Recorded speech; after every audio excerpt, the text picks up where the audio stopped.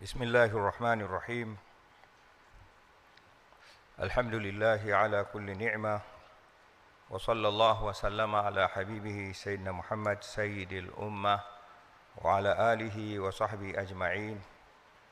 Amma ba'd. Mheshimiwa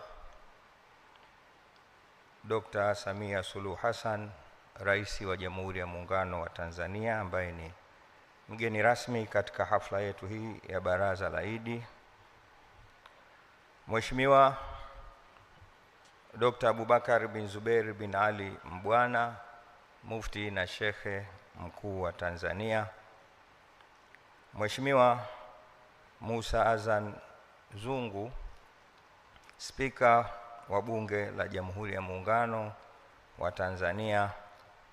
Mheshimiwa mzee wetu Jakaya Mrisho Kikwete, Rais mstaafu ya awamu ya 4 ya Jamhuri ya Muungano wa Tanzania. Mheshimiwa Albert Chalamila, Mkuu wa Mkoa wa Dar es Salaam. Mheshimiwa Alhaji Nuhu Jabiri Mruma, Katibu Mkuu wa Baraza Kuu la Waislamu Tanzania.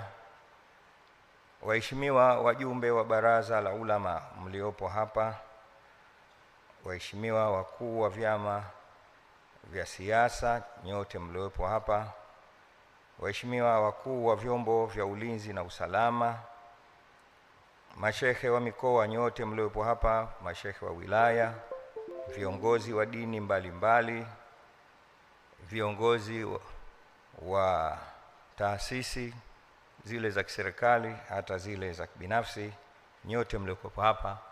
Nichukue nafasi hii kwanza kuamkia kwa maamkizi mema, maamkizi yenye kuashiria amani, baraka na rehema tele. Assalamu alaikum wa rahmatullahi wa barakatuh. Eidul Mubarak. Mheshimiwa mgeni rasmi, jukumu langu na kazi yangu ni fupi sana, lakini ina thamani ya kipekee pale watu wanapokutana. Nayo ni kuwakaribisha katika jambo la munasaba wa kufurahi kusherehekea pamoja katika Baraza la Idi la mwaka huu, Idul al-Fitri. Kwa vile popote watu wanapoalikana kuna jukumu la kuitikiana kama Uislamu unavyosema, basi yule aliowaita naye ana ulazima na jukumu la kuwakaribisha. Kwa hiyo nafasi nilokuwa nayo haswa kukaribisha wewe mama yetu kipenzi, Rais wa Jamhuri ya Muungano, katika hafla yetu hii, lakini pia kuwakaribisha wote tuliotanguliza kuwataja. Mtume Muhammad sallallahu alayhi wasallam anasema, idha kunta fi amrin fakun fihi. Pale utakapokuwa katika jambo, basi hakikisha umekuwa katika jambo kama hilo. Nitangulize kusema kwamba pamoja kwamba jambo letu hili ni la kufurahi, la kujipongeza, la kusherehekea pamoja, lakini bado lina sura ya kiibada.